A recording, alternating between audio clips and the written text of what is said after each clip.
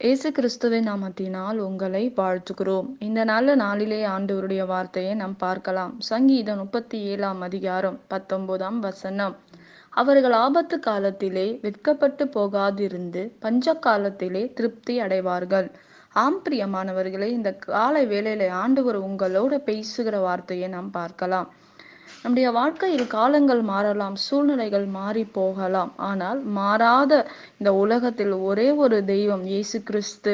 அவர் ஒரு நாளும் நம்முடைய வாழ்க்கையில் மாறாதவராய் இருக்கிறார். பிரியமானவர்களே, எப்படிப்பட்ட மனிதனாய் இருந்தாலும் ஒரு சூழ்நிலை வரும்போதும் மாறி போகிறதை நாம் பார்க்கிறோம்.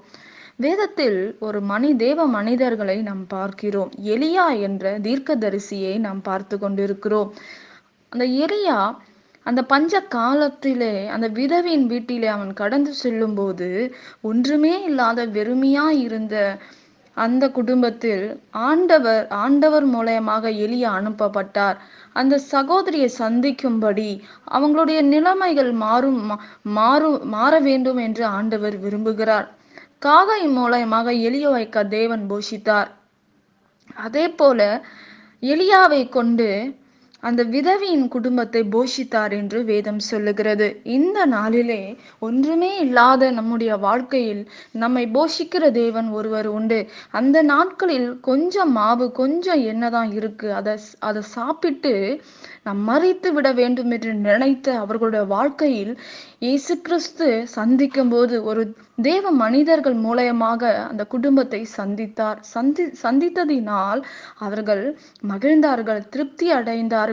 இந்த பஞ்ச காலம் முழுவதுமாக மகிழ்ச்சியான காரியங்களை அவர்கள் கண்டார்கள் என்று நம் வேதத்தில் பார்க்கிறோம். பிரியமானவர்களே, வேத வசனம் சொல்லுகிறது, ஆகையால் எண்ணத்தை உண்போம், எண்ணத்தை குடிப்போம், எண்ணத்தை உடுத்துவோம் என்று கவலைப்படாதிருங்கள். நாட்கள் எவ்வளவு கடினமானதாக மாறினாலும் சோர்ந்து போகாதிருங்கள். ஏனென்றால் நீங்கள் அவரை நோக்கி வேண்டிக் கொள்கிறதுக்கு முன்பே உங்கள் தேவைகளை ஆண்டவர் அறிந்திருக்கிறார். அது மட்டுமல்ல, நெருக்கத்திலும் பெருக்கத்தையும் அளித்து ஆபத்திலே அவரே உங்களோடு இருந்து உங்களை தப்புவித்து கனப்படுத்துகிற தேவன் நம்முடைய தேவனாய் இருக்கிறார். பிரியமானவர்களே, நிச்சயமாக நம்முடைய வாழ்க்கையில் இயற்கைக்கு அப்பாற்பட்ட அற்புதங்கள் அதிசயங்கள் நடக்கும் என்பதை நாம் மறந்துவிடக் கூடாது.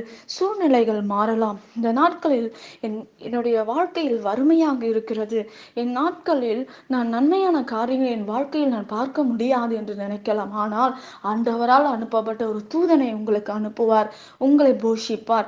எலியா போன்ற ஒரு மனிதர்களை உங்களுக்கு அனுப்புவார். நிச்சயமாக ஆண்டவரே நேரடியாக உங்களை சந்திப்பார், உங்களை திருப்தியாக்க செய்வார். காணான ஒரு திருமணத்தில் குறைபட நேரங்களில் கர்த்தர் இறங்கினார், நிறைவான ஆசீர்வாதத்தை கட்டளையிட்டார்.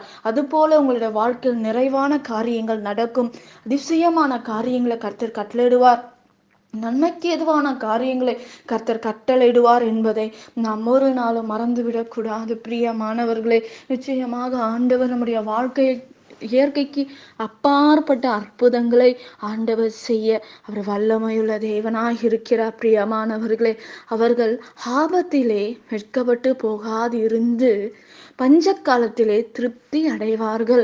அதே போலதான் அந்த விதவியின் வீட்டிலே எவ்வளோ நெருக்கடி, எவ்வளோ பிரச்சனைகள் அவர்கள் சந்தித்து வந்திருக்கலாம். இந்த பஞ்ச காலத்தில் வெட்கப்படாதபடி ஆண்டவர் அவர்களை போஷித்தார், ஆண்டவர் அவங்க தேவைகளை சந்தித்தார்.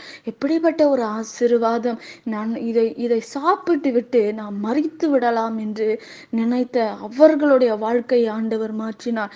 இன்னைக்கு நாம் மறித்து விடலாம், எதுக்கு இந்த உலகத்துல வாழணும் என்று நினைக்கிற உங்களுக்கு ஆண்டவர் சொல்லுகிறாரு, ஒரு எலியாவை போல ஒரு தேவ தூதரனை போல கர்த்தர் உங்களுக்கு அனுப்பப்படுவார். கர்த்தர் உங்கள் வாழ்க்கையில் பெரிய காரியங்களை செய்து முடிப்பார். இயற்கைக்கு அப்பாற்பட்ட அதிசயங்களை என் ஆண்டவர் செய்து தருவார். நிச்சயமாக ஆண்டவர் எலியாவை கொண்டு அந்த விதவியின் வீட்டை மாற்றின தேவன், மறித்து போய் விடணும் என்று நினைச்ச அந்த வாழ்க்கையை ஆண்டவர் மாற்றினார். அதே போல உங்களை மாற்றுவார். உங்களை தப்புவிப்பார், உங்களை பராமரிப்பார், இயற்கைக்கு அப்பாற்பட்ட அதிசயங்களை நடத்துவார்.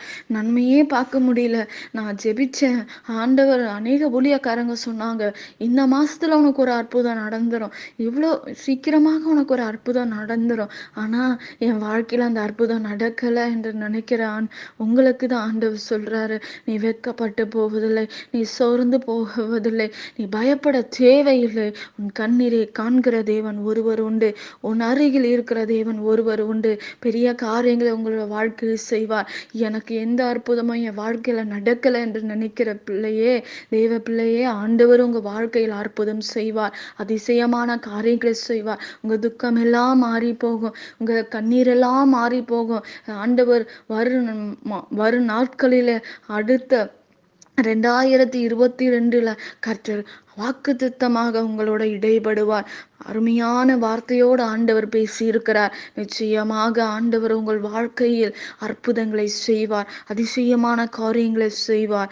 இந்த விதவியின் வீட்டிலே கொஞ்சம் இருக்கு, அதை சாப்பிட்டு நான் மறித்து விடலாம் என்று நினைச்சிட்டு இருக்கேன். இந்த கடன் பிரச்சனையில இருந்து என்னால மீண்டு வர முடியல, நான் மறிச்சிடலாம் இருக்கேன். இந்த போராட்டத்துல இருந்து என்னால வெளியே வர முடியல, இந்த அவமானத்துல என்னால வெளியே வர முடியல என்று நினைக்கிறீங்களா? ஆண்டவர் சொல்றாரு, உன் நிலைமையை மாற்ற ஒருவர் உண்டு, உன்னோட சூழ்நிலையை மாற்ற ஒருவர் உண்டு. அந்த விதவியின் வீட்டை கர்த்தர் மாற்றினது போல, அற்புதத்தை செய்தது போல உங்கள் வாழ்க்கையில் செய்ய அவர் போதுமான தேவனாய் இருக்கிறார். நாம் ஜெபிக்கலாம்.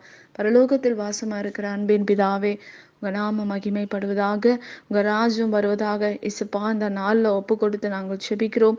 இந்த வார்த்தை கேட்கிற அருமையான தேவ பிள்ளைகளுக்கு மேலாக உங்க தெய்வீக கரம் கடந்து போவதாக. ராஜா, அற்புதமும் அடையாளமும் அவருடைய வாழ்க்கையில் நடக்கும்படி இந்த நாள்ல ஒப்பு கொடுத்து நான் செபிக்கிறேன்.